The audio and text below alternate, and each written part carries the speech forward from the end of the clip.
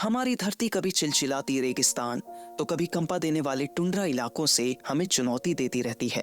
कभी ओशन की गहराइयों का अंधकार हमें घेर लेता है।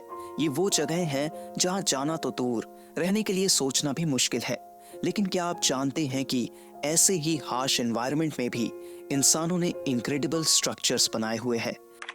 इंटरनेशनल स्पेस स्टेशन, ये स्टेशन हार्श स्पेस एनवायरनमेंट में मानवता की क्षमताओं का प्रूफ है।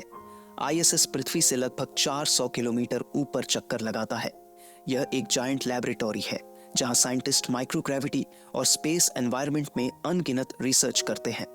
एस्ट्रोनॉमी, मीटियोरोलॉजी, फिजिक्स और भी बहुत कुछ। आईएसएस में हर फील्ड में नई डिस्कवरीज हो रही हैं। 1988 में स्थापित यह इंसानों की कामयाबी और इंटरनेशनल कोऑपरेशन का सिंबल बन गया है। आईएसएस का निर्माण आसान नहीं था। इसे बनाने के लिए कई मिशंस की जरूरत थी, जिसमें अमेरिका, रूस, कनाडा, जापान और यूरोपियन स्पेस एजेंसी के मेंबर कंट्रीज ने मिलकर काम किया। दुनिया भर के देशों ने 10 सालों में इस स्टेशन को बनाने में अपना योगदान दिया। धीरे धीरे उन्होंने पृथ्वी पर मॉड्यूल और इक्विपमेंट बनाए और उन्हें स्पेस में ले जाकर असेंबल किया।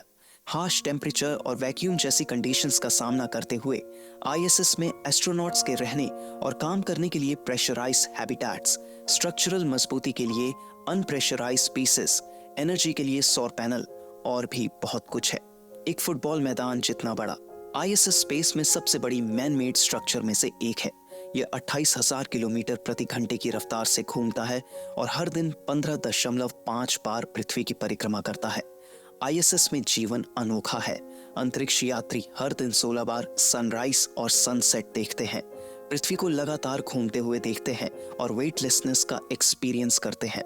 आईएसएस में रहने के लिए जगह, काम करने की जगह और जरूरी सुविधाएं हैं। यहाँ 6 एस्ट्रोनॉट्स रह सकते हैं, जो आमतौर पर करीब 6 महीने तक मिशन पर रहते हैं। यहाँ किए गए वैज्ञानिक कामों से कई सफलताएं मिली हैं, जैसे कि माइक्रोग्रेविटी में फ्लूइड डायनामिक्स के स्टडी से इंजन्स में फ्यूल कंजम्पशन को कम करने के तरीके। आईएसएस न सिर्फ साइंटिफिक रिसर्च के लिए महत्वपूर्ण है, बल्कि यह भविष्य में मार्स, मून और उससे भी आगे जाने के लिए जरूरी टेक्नोलॉजीज का परीक्षण भी करता है। ये डिजाइन भले ही अद्भुत हो, लेकिन एस्ट्रोनॉट और जमीन पर मौजूद लोगों को पता है कि स्टेशन कितना नाजुक है। यहाँ कोई भी गलती जानलेवा हो सकती है और स्पेस के विशाल विस्तार में इस नाजुक स्ट्रक्चर की सुरक्षा को खतरे में डाल सकती है। भारतीय स्टेशन 2012 में बना। भारतीय स्टेशन अंटार्कटिका में भारत का तीसरा घर है। ये ईस्ट अंटार्कटिका में प्राइड्स बे के किनारे लार्समन हिल्स के पास मौजूद है। ये मॉडर्न स्टेशन पोलर रीजन में रिसर्च के लिए भारत की लगन का सबूत है। यहाँ के हार्श वेदर का सामना करने के लिए भारतीय स्टेशन को मॉड्यूलर तरीके से बनाया गया है। इसे खास तौर पर तैयार किए गए शिपिंग कंटेनर्स से बनाया गया है। ये जमीन से ऊपर उठा हुआ है, जिससे बर्फ जमा होने में कमी आती है और एनवायरनमेंट पर इसका इम्पैक्ट कम होता है।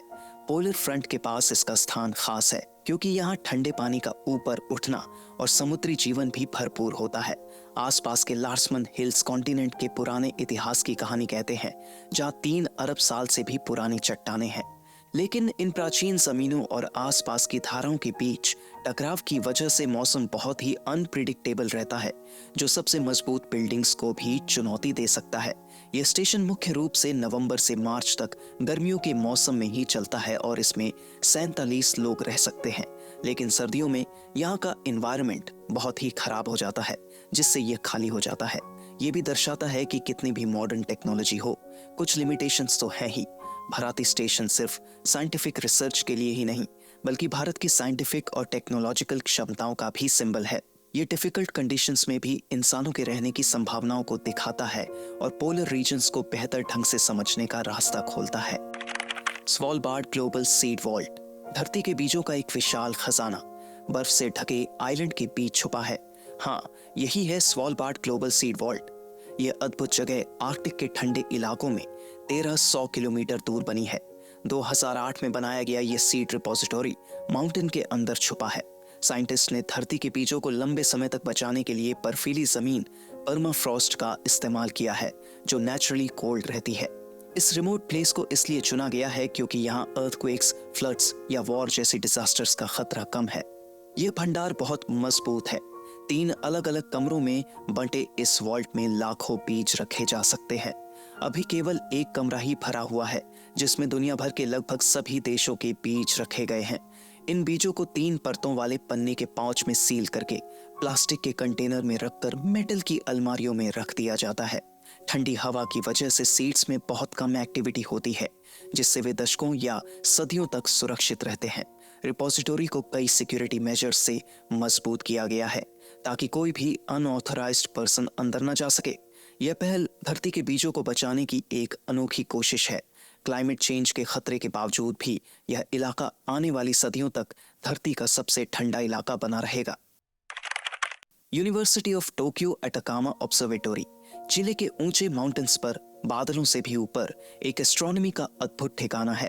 टोक्यो अटाकामा ऑब्जर्वेटोरी 5,600 मीटर की ऊंचाई पर यह धरती पर सबसे ऊंची ऑब्जर्वेटोरी में से एक है।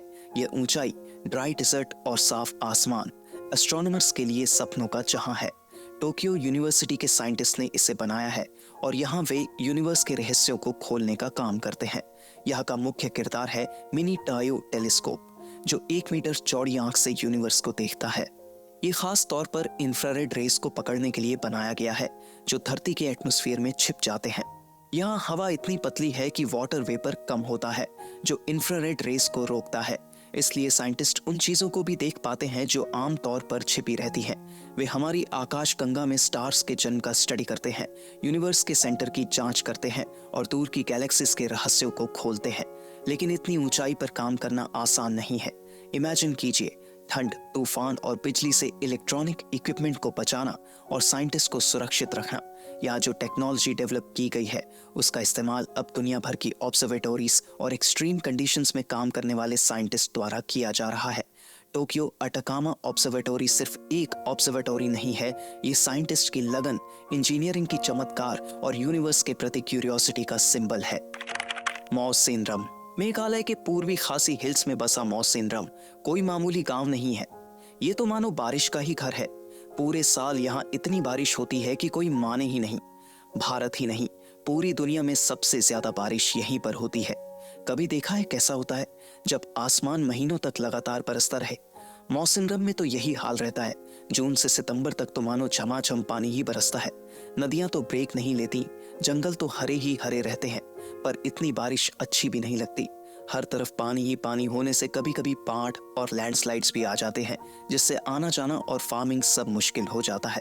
लेकिन वहां रहने वाले लोगों ने भी हार नहीं मानी। उन्होंने अपने घरों को मजबूत घास की छतों से बनवाया है, जो तेज बारिश को भी सह ले। साथ ही उन्होंने नुप नाम की एक खास छतरी बनाई है, जो बांस और केले के पत्तों से बनती है। ये छतरी उन्हें बारिश से बचने में काफी मदद करती है।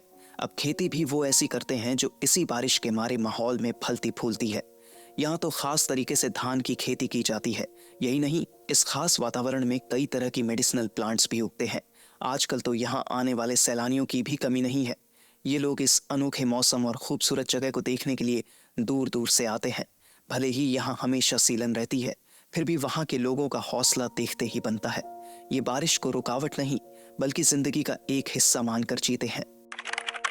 हैली सिक्स्थ साउथ पोल के पास ब्रंट आइस शेल्फ पर हैली सिक्स्थ नाम का एक अनोखा स्टेशन खड़ा है।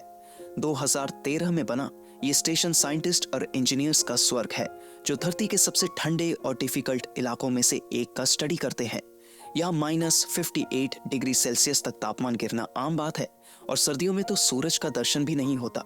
फिर भी हैली सिक्स्थ साल भर काम करता है, साइंटिस्ट को डेटा इकट्ठा करने का मौका देता है। ये स्टेशन बदलती बर्फ की स्थिति के अनुसार अपनी जगह बदल सकता है। अंदर आपको गर्मियों में 70 लोगों और सर्दियों में 16 लोगों के रहने के लिए जगह, लैबोरेटरीज, ऑफिस, कैफेटेरिया और सोशल स्पेसेस मिलेंगी। नीले रंग के मॉड्यूल से बना ये स्टेशन सफेद बर्फ के बीच आसानी से दिखाई देता है और हीट भी कंसर्व करके रखता है। हैली सिक्स्थ साइंटिस्ट के लिए खजाना है। पहले के हैली स्टेशंस के डेटा ने ही 1985 में ओजोन होल की खोज की थी। आज भी ये स्टेशन ओजोन पर नजर रखता है और पृथ्वी के मैग्नेटिक फील्ड का स्टडी करता है। सबसे रोमांचक बात है कि स्टेशन साल भर चलता रहता है। सर्दियों में 16 लोगों की एक छोटी टीम हार्श कंडीशन का सामना करती है। महीनों तक अंधेरे और अकेलेपन में रहते हुए भी डेटा इकट्ठा करती है।